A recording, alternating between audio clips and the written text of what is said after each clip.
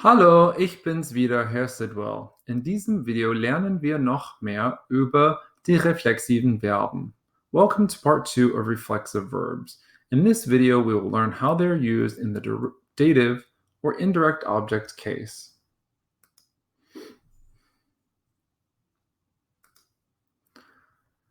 Zuerst ein paar Beispiele. Hört zu und sprecht nach. First, a few examples. Listen to the examples in German and say them after you hear them. I wash my hands. Ich wasche mir die Hände. I brush my teeth. Ich putze mir die Zähne. He dries off his hands. Trocknet sich die Hände ab. She combs her hair. Sie kämmt sich das Haar.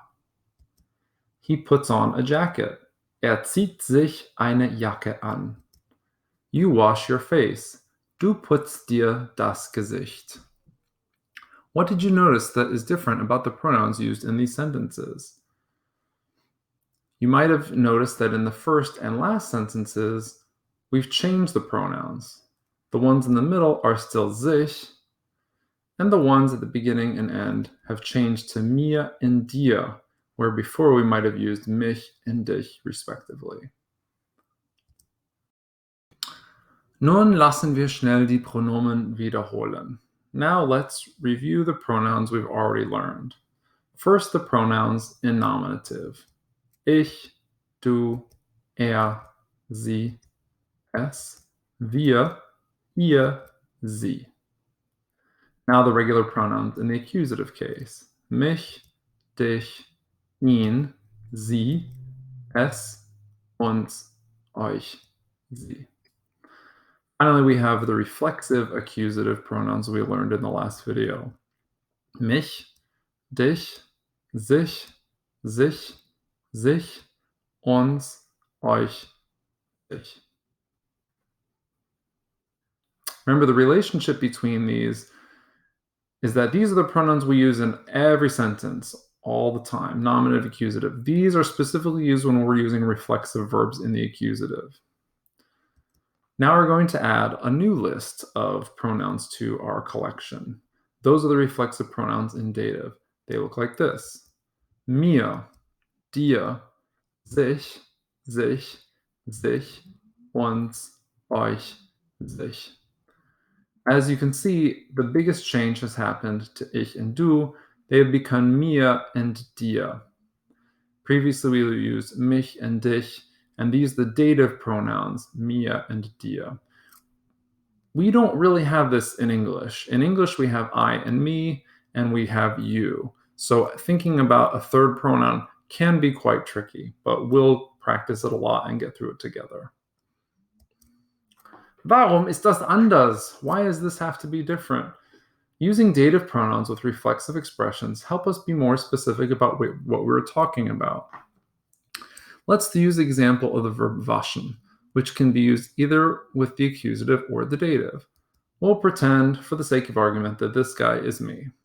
If I want to say, I'm washing myself, it's straightforward based on what we've learned before.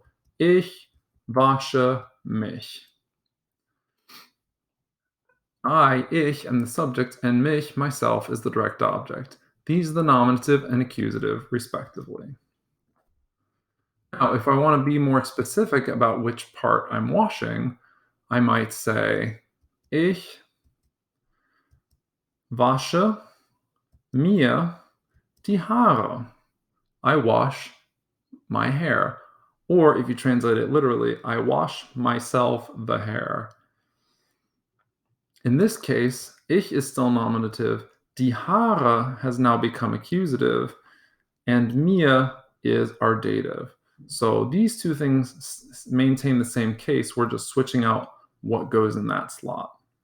Ich wasche mich, ich wasche mir die Haare.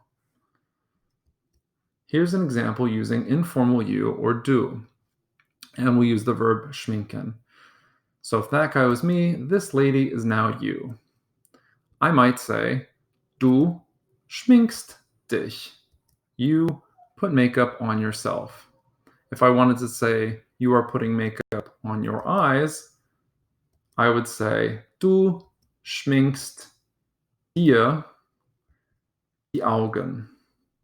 We have the same transformation that happened in the previous slide. These still are nominative and accusative, and then dative has been introduced by moving this to here and changing it to dir. You make up yourself, you make up yourself the eyes. Du schminkst dich, du schminkst dir die Augen. Here's an example using the third person and another verb. In this last example, we will use the verb kämmen, to comb. Herr Meier kämmt sich. Herr Meier combs himself. I don't necessarily need to be more specific, because when you say kämmt sich, most people understand that he's combing his hair. But if I wanted to be more specific, I could say, Herr Meier kämmt sich die Haare. Again, we have the same transformation, nominative and accusative. The difference is, here, this sich and this sich, there is no change. Herr Meier kämmt sich, he combs himself. Herr Meier kämmt sich die Haare. Technically, the sich is dative, but it's the same in both accusative and dative, so you don't have to think about it too much. Makes it a little bit easier. Zusammenfassung und Übung. So let's summarize this. Many reflexive verbs can be used either with the accusative as the direct object or the dative in the indirect object case. Using the dative allows us to communicate something more specific about the verb, such as which body part or other object is being acted upon.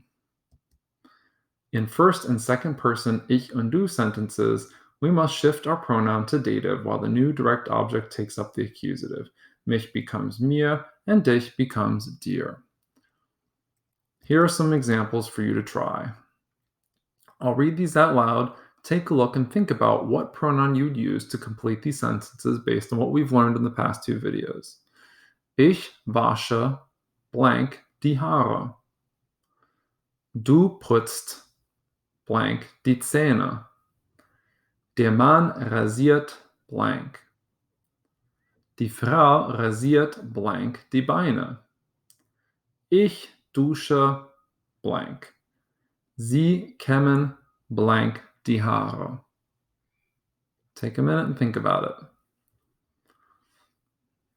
Think you know what goes in each blank? Let's see how we did. Ich wasche mir die Haare. Du putzt dir die Zähne. Again, to explain, ich and du, still nominative. These are now our accusative objects. These are the things you're washing. I'm washing the hair, and then we include mir and dir to say that it's happening to me. Der Mann rasiert sich. Die Frau rasiert sich die Beine. Same idea.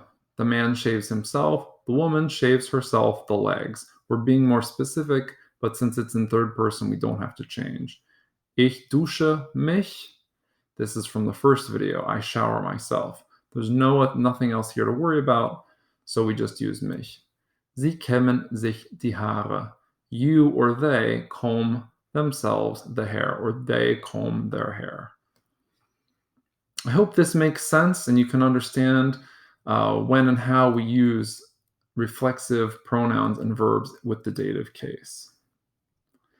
Take a minute to view this video again if it's unclear, and hopefully you'll have a better understanding. Dankeschön. Tschüss.